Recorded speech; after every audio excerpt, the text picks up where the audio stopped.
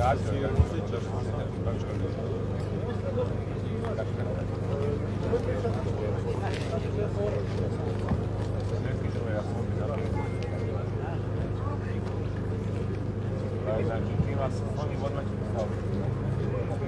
sugrađani,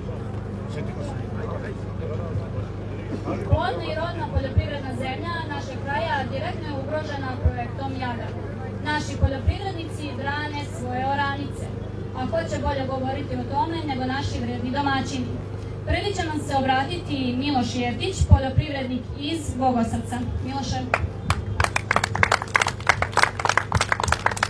Molim samo sugrađane da ostanu na svojim pozicijama zato što je u toku blokada puta. Hvala. Dobro večer. Ja dolazim iz Bogosrca, iz sela jednog u Pocerini. Bavi se proizvodnjom voća. I to je ono što znam da radim. Tu je moj pradeda, deda, otac, ja i mojih 3 dece za sada. To ćemo raditi. Zar treba to da ugrozimo sve? Zato što će se otvoriti rudnik. I zbog rudnika, zbog kojeg mi nećemo imati neke velike i dobre koristi, da ugrozimo tu svu lepotu. Ovdje važi ono staro, naravno, kaže, Bog mu dao sve, ali uzeo pamet. Tako je Bog nama dao plodnu zemlju, lepe reke, pijaće vode koliko hoćemo, vedro nebo sve. I zar mi to sve treba da uništimo zbog jednog rudnika od kojeg nećemo imati koristi? Glasnije malo, glasnije!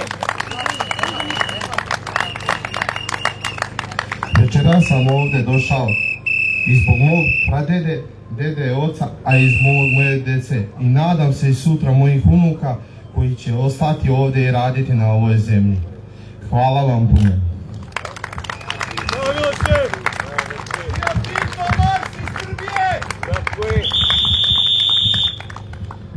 Hvala Miloše. Sada pozivam da vam se obrati Branislav Terzić, poljoprivrednik iz Štitara.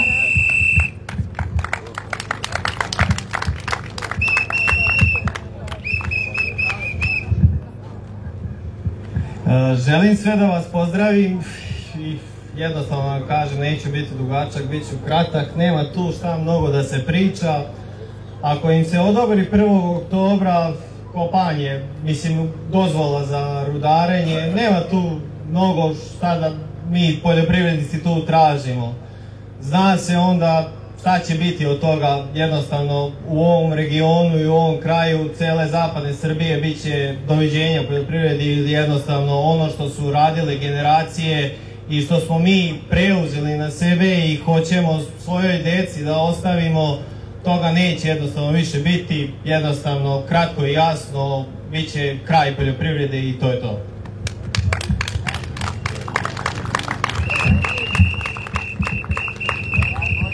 Dragi sugrađani, hvala vam za večeras. Ovim se, odnosno u 20 časova blokada je završena.